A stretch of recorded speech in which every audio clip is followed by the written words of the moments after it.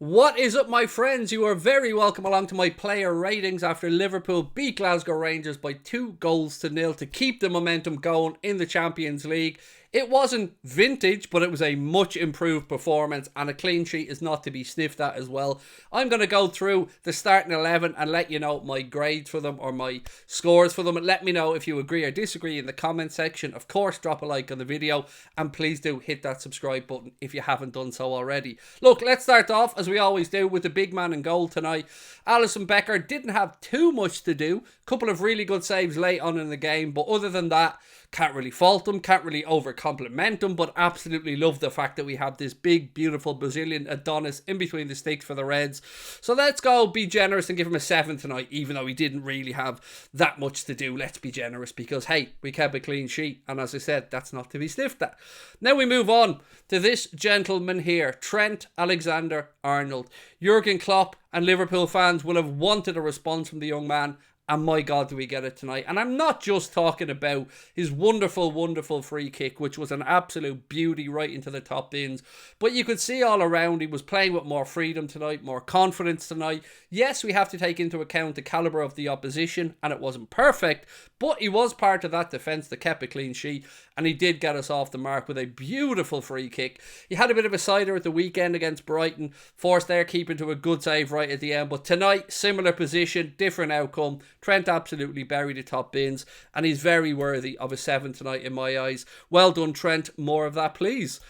Moving across now to Virgil Van Dijk. I thought himself and Matip were top-notch tonight. Absolutely just breezed through that game. Played like they were a level above Glasgow Rangers, and they didn't really have that much to do. We seem to be playing a little bit deeper than normal, if my imagination isn't getting carried away, and we looked like we weren't playing that high defensive line that we had previously. But again, clean sheet, nothing wrong with it. 7 for Virgil van Dijk for me tonight. You're going to probably see a lot of 7s from me. Moving to his centre-back partner, Joel Matip. I love Joel's bursts forward. I love them. I love when there's nothing on from him. He just drives at the opposition. Probably should have had himself a goal as well at the end. His header was inches wide. But again, part of a defence that kept a clean sheet tonight. Always confident when Joel's in the team. Guess what score he's going to get? Yeah, that's right, a 7. 7 for Joel Matip. Now, Costas. You know what? I've been clamouring for Costas to play, but I want to be honest and say that lots of great stuff going forward, but the end product from Costas for me still isn't quite there yet. I can't really speak about him too much from a defensive perspective tonight because we didn't have all that much to do, albeit he's a great engine to get up and down that left flank. I would have liked to have seen him be a bit more calm and composed, though, in the final third. Particularly when he gets to the byline, it seems like he has a slight pause while he's looking ahead, and that gives the defender enough chance to get back. And I think 3-4 occasions tonight I can think of his crosses being blocked. We did get corners from them, in fairness, and I am being uber critical, but I've got to be honest, 6 tonight for me for Costa Simicas. Has he done enough to dislodge Andy Robertson on a permanent basis? I don't know. I want to say yes, but I'm trying to be fair and I just don't know. Moving ahead though, we move on to the next player, and that is El Capitan Jordan Henderson, somebody who I have been very vocally disappointed with recently. And tonight, it wasn't absolutely perfection from the captain, but it was much, much better. He looked far more comfortable playing in that duo alongside Thiago. I thought they complemented each other really well. There were still some times where I think he was being a little bit too cautious. I'd like to see him take inspiration from his teammate alongside him and just have a little look before you receive the ball, a little glance over your shoulder to see if there's a bit of space to play into or a player that you can quickly release the ball to. I understand that he's a get the ball, give the ball type of player, but sometimes I think the stuff that gets thrown at him about being too defensive minded is kind of true at times. But there was a couple of occasions tonight he did get his head up. One of them he picked out Darwin with a beautiful ball over the top. So look, much better from the captain tonight. Solid 7 for me from Jordan Henderson, and very much deserving of it. This gentleman, the man who Garth Crooks had a little pop at during the week. I don't know what Garth Crooks watches when he watches football, but this man here, Liverpool's number 6, Thiago Alcantara, is a godsend and a gift to watch. He is one of the greatest midfield maestros to grace a Liverpool shirt in many, many years. And I'm privileged and blessed that we get to watch this guy play for the football club. Tonight, he did what I wanted him to do.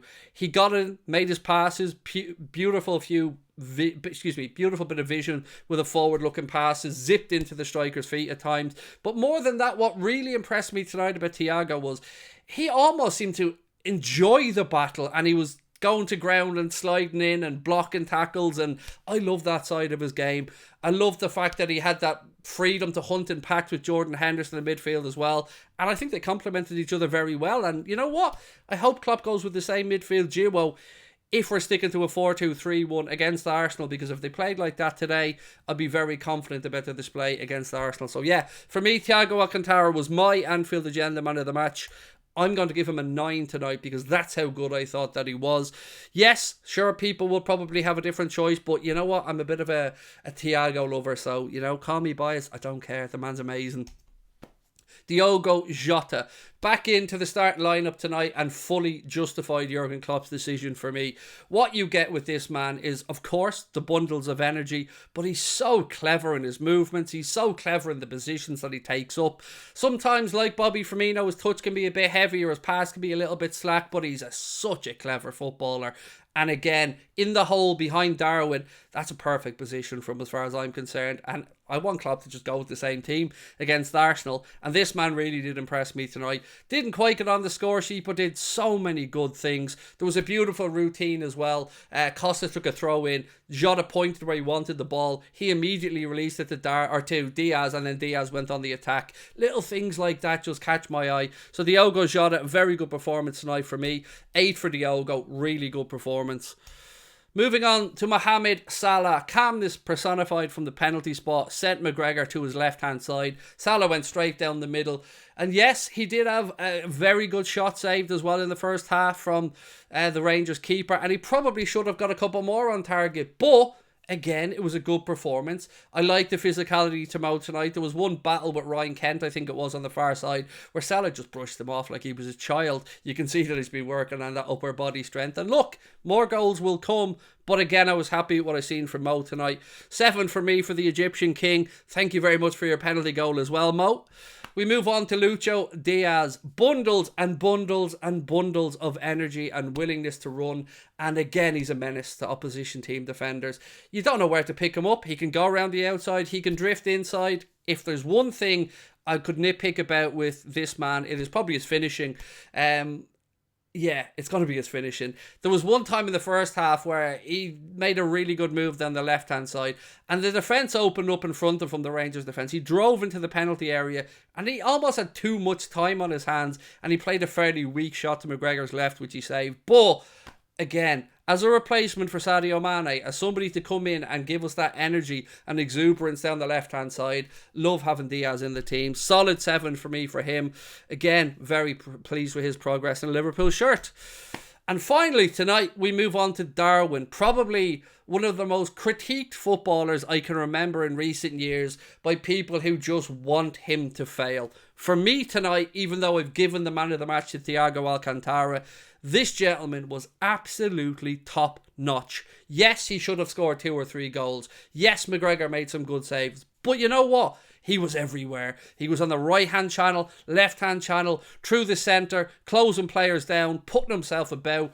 And I think Jurgen Klopp will be very, very happy with what he's seen from Darwin tonight. So I'm going to give him a big, shiny round 8. And I think it was a very good performance. Hopefully it inspires confidence. And hopefully we see him starting against Arsenal at the Emirates at the weekend.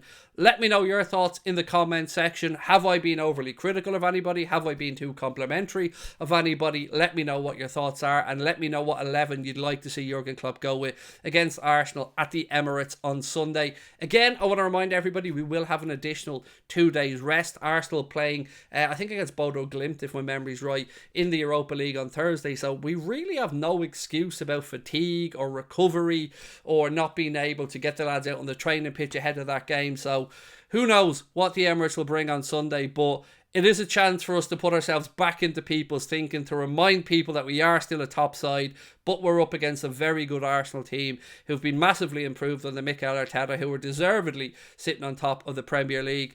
If we can go there and get a result, and I back us at least not to lose at the Emirates, then we really are in recovery mode. Busy month ahead. This was the second of 9 games in the month, 6 league games in total in the 6 league games in October and 3 Champions League games still to go.